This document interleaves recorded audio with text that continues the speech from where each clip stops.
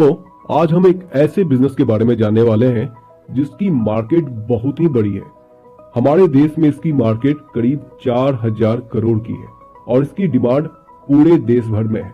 चाहे शहर छोटा हो या बड़ा, हर जगह इसकी बहुत ही डिमांड है। इस बिजनेस में कमाई बहुत ही अच्छी होती है और लोअर वर्टिकल पे आपको कंपटीशन भी यहाँ पे कम मिलेगा।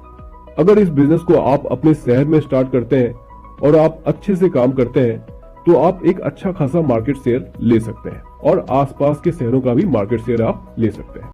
दोस्तों, आपने अगर हमारा चैनल अभी तक सब्सक्राइब नहीं किया है तो प्लीज सब्सक्राइब कर लें और बगल वाले घंटे को भी दबा दें, क्योंकि हम लाते रहते हैं नए नए बिजनेस आइडियाज और नई नई जानकारी केवल आपके लिए। दोस्तों, आज हम पुट्टी मैन्युफैक्चरिंग बिजनेस की बात कर रहे हैं। वॉल पुट्टी बिजनेस का जो मार्केट है वह हमारे देश में करीब 4000 करोड़ का है और यह बिजनेस हर साल करीब 15 से 20% की दर से बढ़ता ही जा रहा है। अगर हम वॉल पुट्टी बिजनेस के मार्केट एनालिसिस करें तो इस 4000 करोड़ के बिजनेस में करीब 25% बिजनेस जेके व्हाइट सीमेंट और बिरला के पास है, यानी कि मोटा मोटा 900 से 1000 करोड़ का बिजनेस उनके पास है। और वहीं इसके बाद करीब 23% जो बिजनेस है वह सेकंड लेवल की कंपनीज के पास है, यानी कि करीब 800 से 900 करोड़ का जो बिजनेस है वह मीडियम एमएसएमई कंपनियों के पास है। लेकिन अगर आप इस मार्केट को गौर से देखें तो करीब 2100 करोड़ का जो मार्केट है वह खाली है, यानी कि वहां पर नॉन ब्रांडेड कंपनी काम कर रही है। यही आपके लिए एक बहुत ही बड़ी अपॉर्चुनिटी है। अगर आप इस सेगमेंट में काम करते हैं तो आपके पास बहुत बड़ा चांस है यहाँ से मोटी कमाई करने का, क्योंकि 2100 करोड़ का जो यह मार्केट है यहाँ पर नॉन ब्रांडेड कंपनी है। तो यहाँ पर आप अपने आप को इजिली एस्टेब्लिश कर सकते हैं अगर आपने अपने शहर में अच्छे से अपनी ब्रांडिंग करी। और इसके साथ ही साथ आप शहर दर शहर अपने बिजनेस को दूसरे शहरों में भी एक्सपेंड कर सकते हैं। तो दोस्तों, आज के इस वीडियो में हम जानेंगे कि आप वॉल पुट्टी बिजनेस कैसे स्टार्ट कर सकते हैं। इस बिजनेस को स्टार्ट करने के लिए किन किन प्रकार की रॉ मटेरियल्स की जरूरत पड़ेगी, इसके बिजनेस को स्टार्ट करने के लिए आपको किन किन प्रकार की मशीनों की जरूरत पड़ेगी, इसका मैन्युफैक्चरिंग प्रोसेस क्या क्या है, इस बिजनेस में आपको कितना इन्वेस्टमेंट लगेगा, इसमें आपकी अर्निंग कितनी होगी और आप इसमें सेल कैसे करेंगे। तो इन सारी चीजों को हम बिल्कुल डिटेल में समझने की कोशिश करते हैं। और दोस्तों, अगर आप चैनल पे नए हैं तो आप इस चैनल को अभी सब्सक्राइब कर लें ताकि आपको हमारी सारी वीडियो टाइम पे मिलती रहे। हमारे को बहुत ही मेहनत लगता है इस वीडियोस को बनाने में। जब भी आप चैनल को सब्सक्राइब करते हैं और वीडियो को लाइक करते हैं तो यह हमें बहुत ही ज्यादा मोटिवेट करता है। तो दोस्तों, जिनको यह पता नहीं है कि वॉल पुट्टी क्या है, उनको यह मैं बताना चाहूंगा। तो वॉल पुट्टी का इस्तेमाल कंस्ट्रक्शन में होता है। किसी भी दीवार में प्लास्टर के बाद वॉल पुट्टी को लगाया जाता है ताकि उसकी फिनिशिंग अच्छी आए। यह पानी के सीलन को भी कम करता है और दीवार को मजबूती देता है। इसको लगाने के बाद पेंट का खर्च भी कम आता है, तो इससे आपका जो ओवरऑल जो कंस्ट्रक्शन कॉस्ट है वह कम हो जाता है। इसीलिए सभी लोग वॉल पुट्टी दीवार में लगाते हैं। तो चलिए हम आगे बढ़ते हैं कि वॉल पुट्टी के मैन्युफैक्चरिंग में किन किन प्रकार की रॉ मटेरियल्स की जरूरत पड़ती है। तो इसमें सबसे पहला है डोलोमाइट पाउडर और 250 और 350 MESF, दूसरा है व्हाइट सीमेंट, तीसरा है हाइड्रेट लाइम और चौथा है RD पाउडर। तो इनको एक रेशियो में मिलाया जाता है।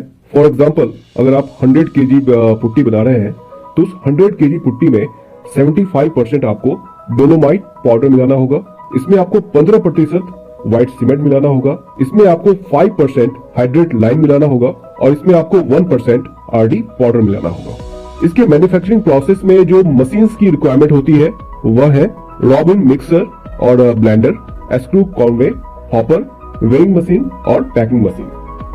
अब इसके मैन्युफैक्चरिंग प्रोसेस की बात करें तो डोलोमाइट पाउडर को, व्हाइट सीमेंट को, हाइड्रेट लाइम को और RD पाउडर को ब्लेंडर मशीन के अंदर मिलाया जाता है।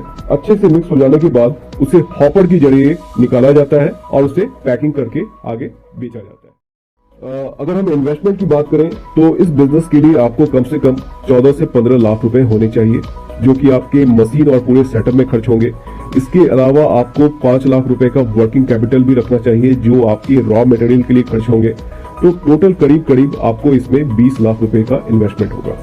इसके अलावा आप इस बिजनेस को छोटे पैमाने पे कम से कम 300 स्क्वायर फीट के एरिया में स्टार्ट कर सकते हैं। वहीं अगर आप इसको बड़े स्केल पे अगर आप इसे करना चाहते हैं तो कम से कम आपके पास 1500 स्क्वायर फीट का एरिया होना चाहिए। अगर हम इस बिजनेस में प्रॉफिट मार्जिन की बात करें तो एज ए मैन्युफैक्चरर आपकी जो प्रॉफिट मार्जिन होगी वह करीब 20 से 25% की होगी। वहीं रिटेलर की जो मार्जिन होती है वह करीब 30 से 35% की होती है। यह जो बिजनेस है यह बहुत ही स्केल वाला बिजनेस है।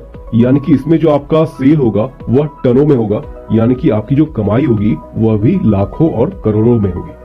आगे चल के आप अपने प्रोडक्ट को और डाइवर्सिफाई कर सकते हैं, यानी कि आप प्रीमियम प्रोडक्ट भी ला सकते हैं, मिड रेंज के प्रोडक्ट भी ला सकते हैं, ताकि आप अलग अलग मार्केट में अलग अलग कस्टमर टाइप्स को टारगेट कर सकें।